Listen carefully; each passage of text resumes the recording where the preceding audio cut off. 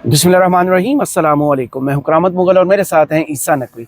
नकवी साहब, कल के DGIS बिहार साहब की प्रेस कॉन्फ्रेंस के बाद शिद्दत से इंतजार था कि पाकिस्तान की सियासत क्या रुख इख्तियार करेगी।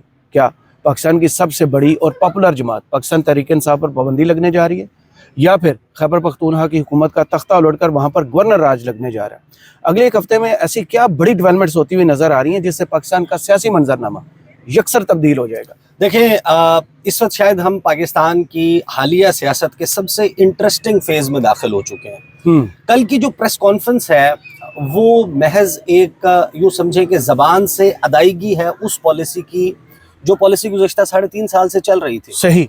और उसी वजह से ये मुखासमत उस नहज पे पहुंची है कि जहां पर हम इसकी करंट शेप देख रहे हैं। देखें, एक तो इस वीडियो में हम ये देख लेंगे कि अगले एक हफ्ते में मुमकिन तौर पर क्या कुछ हो सकता है। अच्छा। कुछ इशारे जो हैं वो जो हुकूमती शख्सियात ने DGISPR की प्रेस कॉन्फ्रेंस के बाद कुछ बयानात दिए हैं, उसमें कुछ इजहार होता है।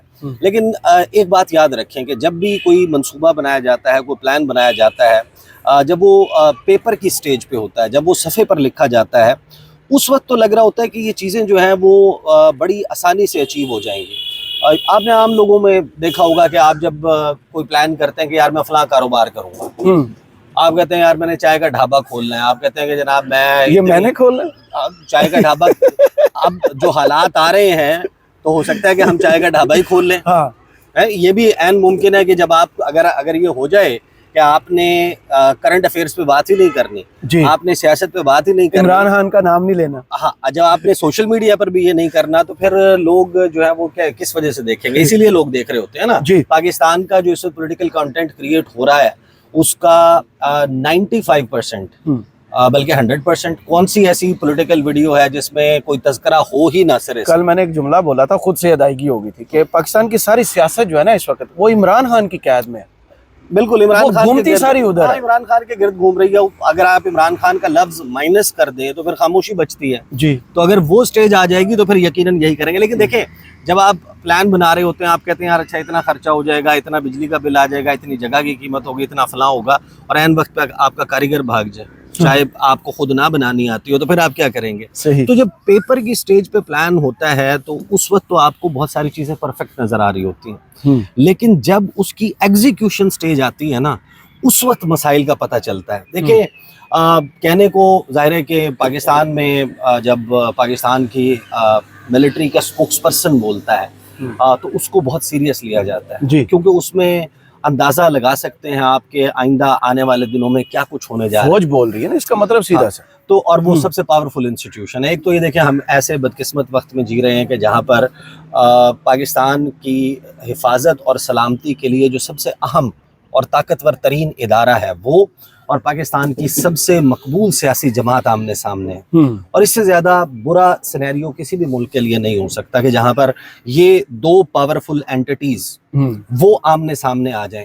लेकिन देखें, इस तमाम प्रोसेस में, गुज़श्ता 3 हफ्ते के प्रोसेस में कुछ जाने अनजाने में ऐसा हुआ है कि जो फैसला साज हैं उन्होंने बड़े बुरे तरीके से मियाँ मोहम्मद नवाज शरीफ को, 3 शरीफों को एक्सपोज कर दिया। सही। मरीम नवाज साहिबा, शहबाज शरीफ साहब और नवाज शरीफ साहब, ये तीनों जिस बुरे तरीके से एक्सपोज हुए हैं, और जो हुकूमती बयानिया है उसकी एक बोरी बंद लाश बरामद हुई है। अब देखें, जो ज़िमनी इलेक्शन हुआ, ज़िमनी इलेक्शन के बाद एक ऐसा ज़िमनी इलेक्शन जिसका बायकॉट किया था पाकिस्तान तहरीक इंसाफ ने, एक ऐसा ज़िमनी इलेक्शन जिसमें लेवल प्लेइंग फील्ड तो दूर की बात है, भाई आप अकेले ही दौड़ रहे थे।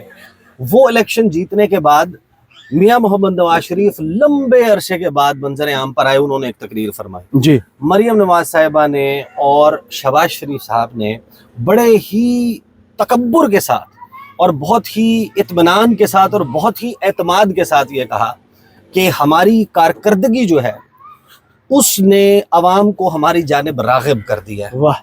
और फिर हम ये देखते हैं कि इस प्रेस कॉन्फ्रेंस और इसके मुज़मरात पर आने से पहले फिर हम ये देखते हैं कि जो फैसला साज हैं वो जाने अनजाने में उस वक्त के जो ख़ास माहौल था उसमें कुछ चीज़ों को अचीव करने के लिए इन सबको उधेड़ कर रख देते। आप देखें, आप हमें बता रहे हैं कि सारी चीज़ें ठीक हो गई, لوگ آپ کی پالیسیز کی وجہ سے, معیشت کے اڑان بھرنے کی وجہ سے, پاکستان کے پرواز کر جانے کی وجہ سے آپ کی جانب راغب ہو گئے اور آپ کی جو پالیسیز ہیں اس پر اعتماد کا اظہار کیا عوام نے, وہ جو 5% یا 8%, اور ایکسیپٹنس شاید عوام میں ہوگی. ہاں, اب مجھے ایک بات بتائیں, ان 3 ہفتوں میں ہمیں یہ پتا چلا ہے کہ جو اسپیشل انویسٹمنٹ فیسیلیٹیشن کاؤنسل بنائی گئی, جس نے اس ملک میں سرمایہ کاری لے کر آنی ہے, جو اس وقت آپ کو ان کے جو کوآرڈینیٹر ہیں, ایک لیفٹیننٹ جنرل کے منہ سے یہ پتا چلتا ہے کہ یہ پالیسیز, یہ جو ابھی یہ فرمایا گیا ہے, یہ سارا کچھ یہ ڈزنٹ ایگزسٹ. آپ کو اسی وقت کے دوران یہ پتا چلتا ہے کہ ملک میں جو بے روزگاری کی شرح ہے وہ کہاں پہنچ چکی ہے, 21 سال کی بلند ترین سطح پر. پھر آپ کو یہ پتا چلتا ہے کہ یہ جو سال ہے, سال 2025-26, اس میں ابھی تک جو پہلا فرسٹ کوارٹر کے نتائج آئے, پھر اکتوبر کا مہینہ, نومبر کا مہینہ, اس کے جو اعداد و شمار آئے ہیں, اس سے آپ کو پتہ چلتا ہے کہ گزشتہ سال کے مقابلے میں, یعنی کہ جب شہباز شریف سال 2025 کا مقابلہ شہباز شریف 2024 سے کیا گیا, وہ اس سے بھی ہار گئے, اور قرضے بلند ترین سطح پر لیے. آج ہی رپورٹ آئی, بلند ترین سطح پر قرضے پہنچ گئے ہیں. آپ کی انویسٹمنٹ کم ترین سطح کے اوپر ہے. آپ کی ایکسپورٹس کے جو فگر آئے ہیں وہ کتنے گر چکے ہیں. جو یہاں پہ سرمایہ تھا انٹرنیشنل کمپنیز وہ نکال کے لے کے جا رہی ہیں. ہمارا اپنا جو کاروباری طبقہ ہے وہ UAE اور دوسری ملکوں میں جو قائد انقلاب میاں محمد نواز شریف ہیں, وہ کس برے طریقے سے اس سارے معاملے میں ایکسپوز ہوئے ہیں. آپ اندازہ لگا لیں کہ اس پریس کانفرنس کے ہونے یا نہ ہونے سے 26ویں آئینی ترمیم, پھر 27ویں آئینی ترمیم یا 28ویں آئینی ترمیم بھی ہو جائے, کیا پاکستان کی ٹیکس کلیکشنز میں 1 ٹریلین روپیز کا اضافہ ہونے جا رہا ہے؟ کیا دنیا بھر میں جو انویسٹرز ہیں وہ اپنے ڈالر سے بھرے ہوئے بیگ اٹھا کے پاکستان کا رخ کر رہے ہیں؟ پاکستان کا جو اس وقت داخلی سیاسی مسئلہ ہے وہ اب جس شدت پہ جانے والا ہے, آپ اندازہ لگا لینا. دیکھیں, آپ کہنے کو یہ نعرہ بڑا اچھا ہے, ہم سب چاہتے ہیں کہ اس ملک میں جو ہے وہ ہمارا روزگار اس سے وابستہ ہے, ہماری لائیولیہوڈ اس سے وابستہ ہے, ہمارے آنے والی نسلوں کی زندگی اس سے وابستہ ہے, یہ ہمارا وطن ہے. اگر یہ یہاں پر حکمرانوں کی جو ترجیح ہے وہ اس قسم کی ہے کہ دیکھیں, جب بھی دنیا میں کوئی انویسٹر بیٹھا ہوگا کسی بھی ملک میں, کوئی بھی بزنس کرنے کے لیے آتا ہے, وہ کیا اپنا منافع دیکھ کے آتا ہے, وہ ویلفیئر پروجیکٹ کے لیے تو نہیں آ رہا, یہاں فلاح و بہبود کا کام کرنے کے لیے تو نہیں کوئی جرمنی سے آئے گا, یورپ سے کوئی نہیں آئے گا, وہ انویسٹ کر کے پروفٹ لینے کے لیے آئے گا. وہ آنے سے پہلے فچ کی, کریڈنڈو کی ریٹنگز دیکھتے ہیں کہ اس ملک میں بزنس کرنا کیا ہمارے لیے فائدہ مند ثابت ہوگا, کیا یہاں پر کاسٹ آف ڈوئنگ بزنس جو ہے, یہاں کی جو انشورنس ہے وہ ہمیں کتنی پے کرنی پڑے گی, جو ہم کما لیں گے کیا اس دوران ان کا روپی سلائیڈ کر کے ایسی پوزیشن پر تو نہیں پہنچ جائے گا کہ باوجود اس کے کہ ہم اربوں روپے کما لیں, لیکن جب ہم اس کو ڈالر میں واپس کنورٹ کریں تو ہم وہیں پر کھڑے ہوں جتنی انویسٹمنٹ ہم لے کر آئے تھے, یا ہم اس سے بھی نیچے جا چکے ہوں. اور پھر کیا ہمیں ہمارے اثاثوں کو قومیات تو نہیں لیا جائے گا, فائنینشیل ایمرجنسی تو نہیں لگ جائے گی. جو اعداد و شمار اس 3 ہفتے کی سیاسی لڑائی میں ہمارے سامنے آئے ہیں, کسی نے جو بھی آبجیکٹیو اچیو کرنا تھا اس نے شریف خاندان کو تو ادھیڑ کے رکھ دیا. وہ جو تینوں شخصیات نے بیٹھ کر اتنے بڑے بڑے سبز باغ دکھائے تھے تو وہ تو ایکسپوز ہو گئے. اب آ جائیں اب اس معاملے پہ. دیکھیں, جو DGISPR صاحب کی پریس کانفرنس ہے وہ صرف اظہار ہے ان تمام چیزوں کا جو اس سے پہلے انسپوکن تھی, جی وہ ایگزسٹ کرتی تھی. کیا پاکستان تحریک انصاف سیکیورٹی ذرائع سے سیدھا سیکیورٹی آ گئی, اب یعنی ترجمہ, ہاں سب سے فرق یہ ہوا ہے. ہاں سب سے پہلے تو آپ یہ دیکھ لیں نا کہ دیکھیں پاکستان تحریک انصاف پہ پابندی لگنے کی بات, جی اب پابندی نہیں ہے کیا تحریک انصاف؟ اس وقت پابندی ہے. تحریک انصاف کے کتنے, PTI کے کتنے اس وقت ممبرز ہیں قومی اسمبلی میں؟ کوئی بھی نہیں ہے. PTI کے کتنے ممبرز ہیں خیبر پختونخوا اسمبلی میں؟ زیرو. انڈیپینڈنٹ ہے. تو کیا پابندی لگنے سے کیا فرق پڑ جائے گا؟ پہلی بات. دوسری بات یہ کہ خیبر پختونخوا کے حوالے سے جو محمد مالک صاحب کا سوال تھا نا کہ آپ نے کہا کہ دہشت گرد نہیں, آپ نے جو کہا کہ یہ ملکی سلامتی کے لیے خطرہ ہے, تھریٹ ہے, تو کیا اس کی بنیاد کے اوپر تحریک انصاف پہ پابندی لگنے جا رہی ہے؟ تو انہوں نے کہا کہ نہیں, یہ ہم نے نہیں کرنا, ہم نے اپنا مطمع نظر سامنے رکھ دیا, اب حکومت اور ریاست نے اس کے اوپر ایکشن لینا ہے. ہم اس بات کو فرض کر لیتے ہیں کہ اس بنیاد کے اوپر تحریک انصاف پہ پابندی جس کا اندیا دیا طلال چودھری نے بھی اپنی گفتگو میں, اور کچھ جو اس سے پہلے متعدد بار تارڑ صاحب بول چکے ہیں. اب مجموعی طور پہ فیصل وافدہ, رانا ثناء اللہ, خواجہ آصف, عطا تارڑ اور طلال چودھری, ان 5 لوگوں کی گفتگو ملا کر دیکھیں تو یہ قوی امکان موجود ہے کہ تحریک انصاف پر پابندی کا موو بھی سامنے آ سکتی ہے اور خیبر پختونخوا میں گورنر راج کا معاملہ بھی آ سکتا ہے. لیکن آپ خود سے یہ سوال کریں, یہ تو وہ بات ہے نا, جو وہ پلان ہے جو پیپر پہ موجود ہے, آپ اس کی ایگزیکیوشن ذرا ذہن میں لائیں. گورنر راج کیسے لگنا ہے؟ گورنر راج لگنا ہے آئین کے آرٹیکل 234 کے تحت. آرٹیکل 234 کے تحت گورنر خیبر پختونخوا جو فیصل کریم کنڈی صاحب ہیں, انہوں نے ایک سمری بنانی ہے اور صدر مملکت کو بھیجنی ہے, جس میں انہوں نے بتانا ہے کہ فلاں فلاں محکمہ یا گورنمنٹ آئین کے مطابق اس وجہ سے فنکشن نہیں کر پا رہی, لہٰذا صوبے کے معاملات جو ہیں وہ سٹینڈ سٹل پر آ گئے ہیں. یہ سچویشن متقاضی ہے کہ ایک out of the box solution سوچا جائے. صدر مملکت اس پر کنونس ہو جاتے ہیں. صدر مملکت کہتے ہیں کہ ہاں یہ جو سمری بھیجی گئی ہے اس کے کانٹینٹس بالکل درست ہیں, لہٰذا گورنر رول امپوز کیا جاتا ہے خیبر پختونخوا میں. صدر مملکت یا خود رکھ سکتے ہیں تمام اختیارات, یا گورنر کو دے سکتے ہیں, یا قومی اسمبلی اور سینٹ کو, پارلیمنٹ کو, مرکز کو, وفاق کو ان کے لیجسلیٹو اختیارات other than high court, Peshawar high court, تمام کے تمام گورنمنٹ اداروں کے ان کے جو فنکشنز ہیں وہ لے سکتے ہیں. صحیح. چلیں یہ ہو گیا, پھر کیا ہوگا؟ اب آپ اس کو ایگزیکیوشن سٹیج میں لے کر جائیں نا, 2 مہینے کے اندر آپ نے اس کو پہلے اس کو ویلیڈیٹ کروانا ہے آپ نے یہاں مرکز سے, اور 2 مہینے کے بعد یا تو آپ نے اس کو ری امپوز کرنا ہے یا آپ نے ختم کرنا, لفٹ کر لینی ہے, یا 2 مہینے ایکسٹینڈ کر دینی ہے. اپ ٹو 6 months, 6 ماہ سے زیادہ اس کو کنٹینیو نہیں کیا جا سکتا. اور اس وقت تک حالات کنٹرول کون کرے گا؟ اب 6 مہینے کے بعد آپ کیا کریں گے؟ 6 مہینے کے بعد وہاں پر جو ممبران ہیں صوبائی اسمبلی کے, صوبائی اسمبلی کے ممبران کی سب کو معلوم ہے کہ ایفیلیشن کس کے ساتھ ہے. جی. اگر انہوں نے ہٹنا ہوتا, بٹنا ہوتا, چھوڑنا ہوتا, تبدیل ہو جانا ہوتا تو وہ ہو چکے ہوتے ہیں. صحیح. اب جب آپ نے حکومت دینی ہے تو حکومت آپ کس کو دیں گے؟ دوبارہ پاکستان تحریک انصاف حکومت بنائے گی. وہاں تیسری مرتبہ 80% لوگوں نے ووٹ دیا ہوا ہے. اگر اس میں سے فار ایگزامپل اس دوران, اس 6 ماہ کے وقت کے دوران سہیل آفریدی کو فلاں مقدمے یا فلاں مقدمے میں اسمبلی کی رکنیت سے نااہل قرار دے دیا جاتا ہے, وہ مینا خان آفریدی کو بنا دیں گے. ان کے پاس تو لائن ہی بہت لمبی ہے. مینا خان آفریدی کو نہیں, وہ کسی اور کو بنا دیں گے. شفیع جہاں آ جائے, وہ کسی بھی ایک تو طے ہو گیا نا, نظر آ رہا ہے کہ عمران خان یا پاکستان تحریک انصاف نے یہ فیصلہ کر لیا کہ جو ینگسٹرز ہیں جن کا کوئی بہت بڑا بیگیج نہیں ہے, جن کا بہت بڑا ایک وہ ماضی نہیں ہے, وہ ان کو دیں گے. تو اب 6 مہینے کے بعد کیا ہوگا؟ 6 مہینے کے بعد کی صورتحال کیا ہوگی؟ دوسری بات, میں نے بڑی تحریک انصاف کے خیبر پختونخوا کے لوگوں سے پوچھا, وہ کہتے ہیں کہ دیکھیں ابھی ہمارے لیے جو سب سے آئیڈیل گراؤنڈ ہے نا کہ جہاں پر ہم احتجاج کر سکتے ہیں وہ خود خیبر پختونخوا ہے.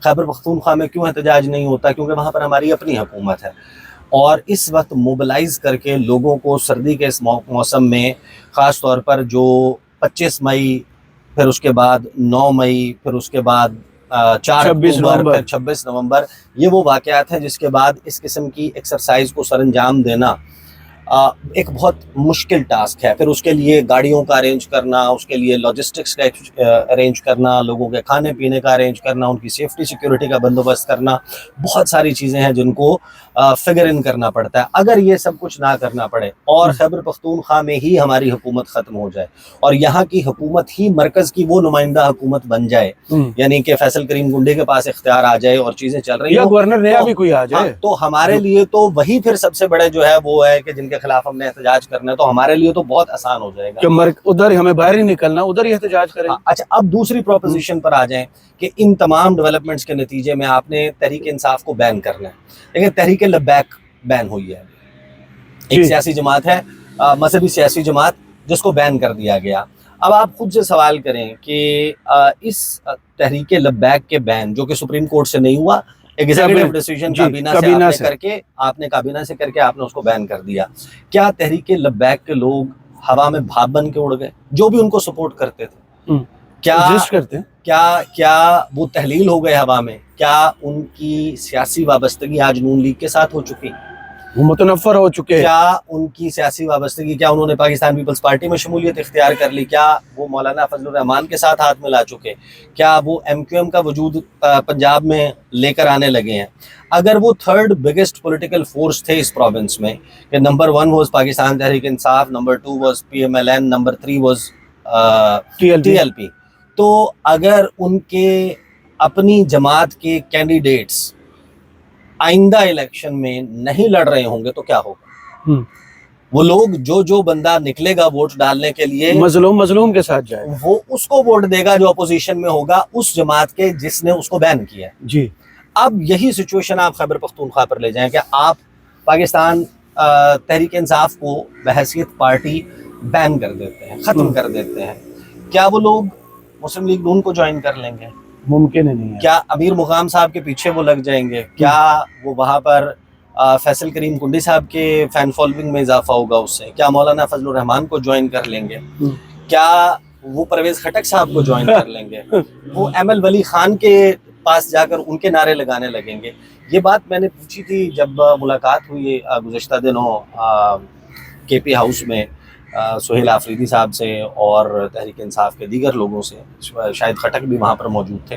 تو میں نے ان سے ایگزیکٹلی یہی سوال کیا تھا کہ اگر گورنر راج لگ جاتا ہے، آپ کی حکومت کا خاتمہ ہوتا ہے یا آپ کو ہٹا دیا جاتا ہے عہدے سے، آپ کو ڈسکوالیفائی کر دیا جاتا ہے، کیونکہ اس وقت الیکشن کمیشن والا معاملہ بھی چل رہا تھا، تو اس کے اوپر سہیل آفریدی اور شاہد خٹک نے ایگزیکٹ جو جواب دیا تھا نا، کوٹ ان کوٹ، وہ یہ تھا کہ سب سے پہلے تو یہ کہ جو 9 اپریل 2022 کو عمران خان کے ڈی سیٹ ہونے کے بعد پورے پاکستان میں ریئیکشن آیا تھا نا، اس سے 3 گنا زیادہ ریئیکشن آئے گا.